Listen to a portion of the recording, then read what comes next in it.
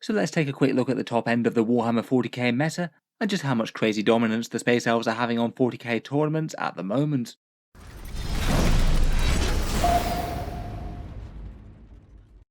Hello and welcome back to Auspex Tactics, where today I thought we'd take a look at some recent tournament results from Warhammer 40k, and in this one really focus on what's actually winning events as opposed to just doing well with win rates and things, which inevitably is going to mean focusing on Aeldari and just how much they're running rampant over just about every single big tournament in Warhammer 40k right now.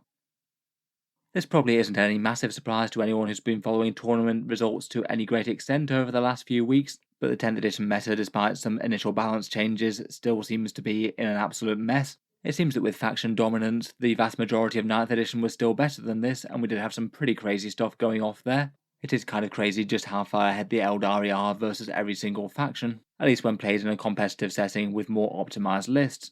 Part of the inspiration to check in on this one was to see the tournament results for the Nova Open, one of the biggest Warhammer 40k tournaments around, and the one they revealed those Space Marine models at. It's accompanied by an enormous great big 40k grand tournament with over 300 players in it, and perhaps in a not unusual state of affairs, we've got first place with Aeldari, second place with Aeldari, and third place with Aeldari as well.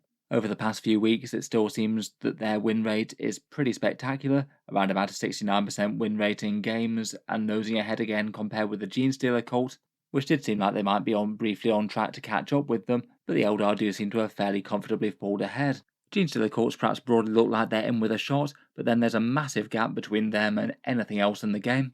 Next up, we've got Custodians and Imperial Knights on around about 55% win rate at big tournaments, and then following around about the 50% sort of mark are Thousand Sons, Deathwatch, Tyranids, Necrons, and Demons. A few of those doing a little bit better, but a bit worse. If you really are into competitive 40k though, it seems that a lot of armies just have absolutely no chance at winning a top tournament, and even with a lot of the better ones, you're going to need a lot of luck and some favourable matchups.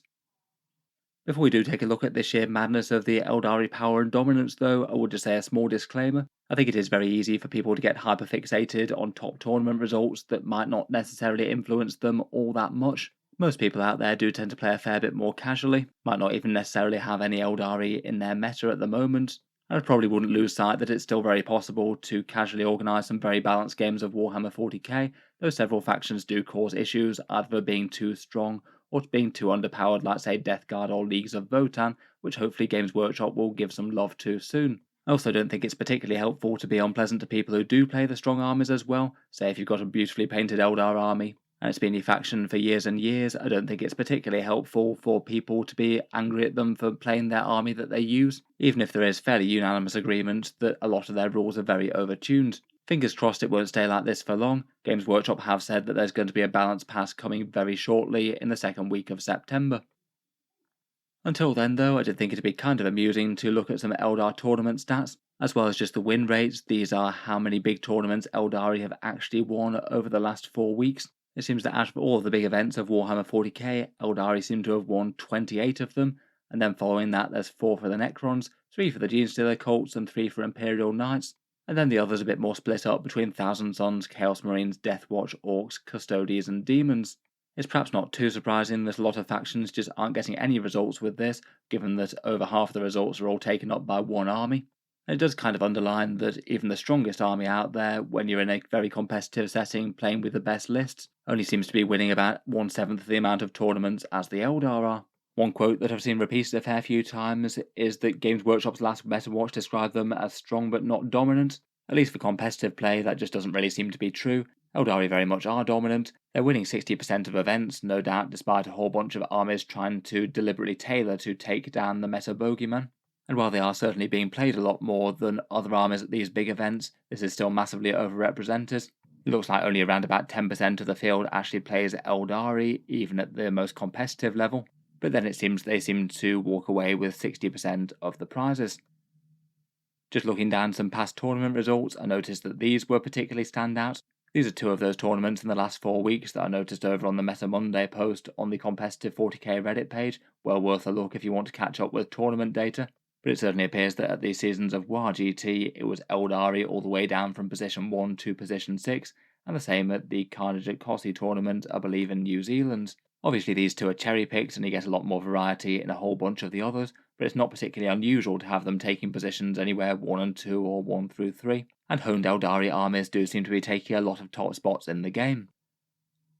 For some examples of the lists that are causing this kind of carnage, I thought it could be interesting to take a look at the first two army lists from the Nova Open. The winner was Zach Point with this army, which is an Aeldari list, which does use some Harlequins and some Drukhari as well. And obviously it goes without saying that to win a super major event like this, you both need to have an absolutely optimal list and play it incredibly well. Aeldari, as well as just having a massive amount of raw strength, do tend to be one of the armies that a good player will do significantly better with them than a player who's new to the faction. Choosing the exact right ones out of their movement shenanigans can be really big, and you can play them very differently against different players, depending on what you come up against.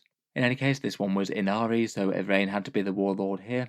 There's then the very common inclusion of a Death Jester with Fate's Messenger. This guy's a lone operative, which is just generally handy to have around with 10th edition missions and not being able to catch up with individual enemy units, and Fate's Messenger allows you to either get some serious volume fire going with sustained hits 3, or some automatic mortal wounds if you need to. He can potentially snipe characters as well. Elite Night Spear kind of makes a lone operative unit of rangers. They can't be shot out of 12 inches, so again are pretty annoying to have to try and catch up and deal with, and also makes their sniper fire actually genuinely quite dangerous, allowing them to re-roll the wound roll. The Incarn's 270 points and just brings loads to the table for that, massively tough, very dangerous in combat, and has its big inevitable death rule where you get to teleport it around the board, potentially doing some very tricksy movement shenanigans and keeping it safe or getting it into a very threatening position. There's kind of godly skirmishing units here in the Warp Spiders and Shadow Spectres. Warp Spiders can jump a crazy 24 inches and still shoot. Shadow Spectres get some nice general purpose shooting and then move, shoot, move as well. Very hard to catch up with, and Phantasm could be an option on either of these as well for yet more shenanigans. And then after that, it's standard Aeldari Lance spam. The Battle Host allows you to reroll 1 hit roll and 1 wound roll every time you shoot, so it just makes anything with individual anti-tank weapons just ridiculously efficient. 412 Hornets and Codex Warwalkers are some of the better choices for that. They each pack 2 bright lance shots with an enormous d6 plus 2 damage, and with those kind of rerolls you're going to chew through any enemy heavies really quite quickly. A Viper's got 1-2 and that can strip the benefit of cover, which can be pretty relevant against some targets.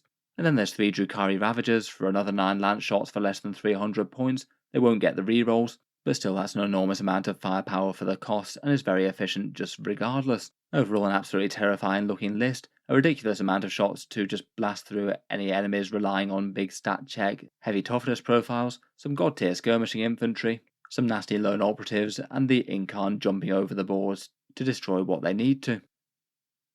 In the final of the event, Zach's list took on Stephen Crawley's list here, Aeldari vs Aeldari mirror match, which Games Workshop did stream on their Twitch stream. And this one showcases a different take on Aeldari, with a bit of variation on different units. There's still quite a lot of things that are very similar. There's still a whole load of lance spam with Hornets and Warwalkers with those big bright lance shots. This one adds in some brutal fire prism shooting though, with a trio of those with all the crazy rerolls that they can bring, and potentially some enormous focused anti-tank firepower all fired out of just one tank. There's also a couple of Night Spinners as well for some fairly good indirect shooting, and they could be buffed by the Farseer perhaps to get some automatic devastating wounds with Fate dice perhaps. Otherwise there's an Autarch Wayleaper, who's another common include, who basically farms command points every turn, and that's not bad for his value to start with, never mind the fact that he runs around being a lone operative and can be kind of annoying for scoring objectives and things. The Incarn's here again, and then this list goes a little bit lighter on the squads for objectives and things, just 1 unit of Rangers and 2 units of 5 Warp Spiders. Again, thoroughly terrifying. The indirect fire from those Night Spinners is going to be pretty scary, just given the amount of shooting that can come out of the rest of the units to handle anything that you can see directly. What's slightly ridiculous is that the Aeldari are achieving this despite Games Workshop actually genuinely stepping in fairly early and nerfing the faction in some meaningful ways. At the start of 10th edition, they changed Fate dice to only work once per phase, where previously you could just throw all of your 6 Fate dice into devastating wound weapons and get an enormous barrage of mortal wounds right from turn 1 if you wanted to. They didn't break the combination of automatic 6s triggering devastating wounds, which was something that a lot of people were expecting them to. Though it does seem that just judging by these 2 lists at the top of Nova Open, they're not really playing into that all that much. They don't have Wraith Knights or D-Cannons, so it seems that even if they did break that combo, Aeldari would still be absolutely ridiculously strong. Lots of lists are definitely still using Wraith Knights and D cannons and throwing out a bunch of automatic mortal wounds, but it does seem like that's just one powerful thing that they can do, and isn't a do or die thing for the Aeldari. They've got lots of other options. Otherwise, it's kind of funny that they had big points increases to Night Spinners, support weapons, Fire Prisms, and Wraith Knights. All of these went up by very meaningful points increases compared with where they were.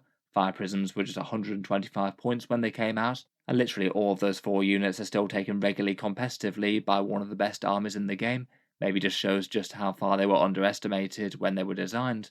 These points changes will have definitely meaningfully impacted the faction. Fate dice are a bit less flexible, though still very strong, and several Aeldari lists using these units might be, say, around about 100 to 200 points less models on the table than they would have been otherwise. I kind of dread to think what sort of power they would have had if they had had all this. I feel like those two lists do showcase a whole bunch of things that are strong about the faction, but I wouldn't underestimate that there's quite a lot of really quite good data sheets to fill into the gaps, even if everything that we've already talked about was nerfed. The Wraith Knights with the heavy Wraith Cannons and Farseer support are still tried, tested, and throw out buckets of mortal wounds. The same with the D cannons and throwing out mortal wounds into the midfield objectives. And even with Wraithguard being a bit toned down, given the changes to the Spirit Seer and their pistol shooting in combat, I still think that they're a good unit overall. If everything else was hit, I'm sure we'd see other things like Wind Riders and Shroud Runners taking a bit more of a front role, and perhaps some of the other Aspect Warriors. Even Dark Reapers seem playable at the moment with how cheap they cost. That kind of begs the question as to exactly what could be changed for the Aeldari. I feel like with this sort of success, they're very much flying far too close to the sun, and perhaps for the good of the game of 40k in general, Games Workshop are almost certainly going to hit them with some big nerfs to hopefully make them a little bit more of a mid-tier faction, as opposed to running roughshod over individual games and tournaments alike. Obviously, it'll be best if they can actually just try to make them a bit more balanced and most of their units usable without having to suddenly flip them into one of the weaker factions of the game. But I feel like with these kind of crazy numbers, something quite drastic needs to be done if they're going to be brought a bit more in line with even the other stronger factions in 40k right now.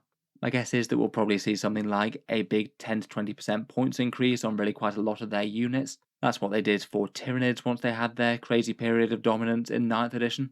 And I feel like something towards that sort of level of points is probably needed at the moment. I wouldn't be too surprised if they maybe make some sort of blanket points changes to pretty much the whole faction. They probably could afford to go a bit heavier on some of the stuff that's really stand out that we've already talked about. Otherwise, though, I feel like they are maybe going to be a hard faction to balance if they just do keep their special rules that they've got from their detachment and the fate dice. It just means that there's a lot of data sheets that are just going to be clearly better fielded as, say, Bright Lances, or with the Wraith Cannon type things that can spit out mortal wounds on 6s. I just feel like if you're going to go with free war gear, those things are going to be impossible to balance if the Aeldari core rules stay the same way as they were. Again, subbed in 6s, triggering devastating wounds, makes the heavy Wraith Cannon Wraith Knight just massively better than the version with the shield and sword. And the built-in battle host rerolls that give you 1 hit roll and 1 wound reroll basically mean that the anti-tank Bright Lance is almost always the heavy weapon to go for. You're just getting so much more efficiency out of that if you get to reroll its really powerful shots when it fails to hit or wound. Could just be a bit problematic if the battle host stays around in its current form, and I just struggle to see how you might balance that against other Aeldari detachments when they eventually get their codex. I feel like for the most part, if you're playing against an optimized Aeldari list played very well, then just about every army in the game is going to struggle with them. Indirect fire can help a bit against more fragile units that are jumping around the board, but between massive damage output, squads that can reach virtually anywhere, and the massively annoying movement tricks that they can do like Phantasm, it is going to be an uphill struggle for most armies at the moment. Seems like, at least according to the stats, the Genestealer Cult are pretty much the only army that counters them at least fairly well. I guess that's at least part of the reason why they're doing quite so well in win rates as well, even if they're not taking down anywhere near as many tournaments overall. I guess having a bit more of a hoardy playstyle often means they just don't really care as much about ridiculously heavy anti-tank firepower. The Bright Lances might have less value against them than against most other factions in the game. They also have really good movement tricks of their own, which might allow them to hit some of the slightly fragile Aeldari units first with things like demo charges or mass hand flamers into their elite infantry. And if and when the Aeldari do bring their massive damage to bear on their units, they could potentially come back for another go later in the game. It definitely doesn't look like an auto-win matchup still though. Aeldari definitely have movement to reach their blips, which could cancel them off the board. They do feel like pretty much one of the only armies that can compete with the Aeldari as equals though it seems like the Genestealers don't have quite as much massive success against the rest of the field. In any case though, hopefully it won't be too long before Games Workshop gives us some updates, helps out some of the more struggling factions in the game, and reins in the meta bogeymen. Let me know your thoughts on the top end of 40k at the moment and Aeldari balance down in the comments. Look forward to hearing all your insights as per normal. If you've enjoyed the video, then feel free to subscribe to Auspex Tactics, where I'll certainly keep the regular 40k discussions coming, with new videos out just about every day. Finally, if you have been enjoying all the videos on the channel, I would just like to mention that Auspex Tactics does have a Patreon page as well, and you can find that linked in the video description if you'd like to help keep these videos coming. Channel patrons do get a fair few advantages, seeing certain videos early, regular votes to see what sort of things come next on the channel, and automatic entry into the regular prize giveaways with a chance to win some big model kits each month. If any of that sounds good to you or you'd just like to help support, the link is down in the video description. In any case, a massive thank you for listening, and I'll hope to see you guys next time.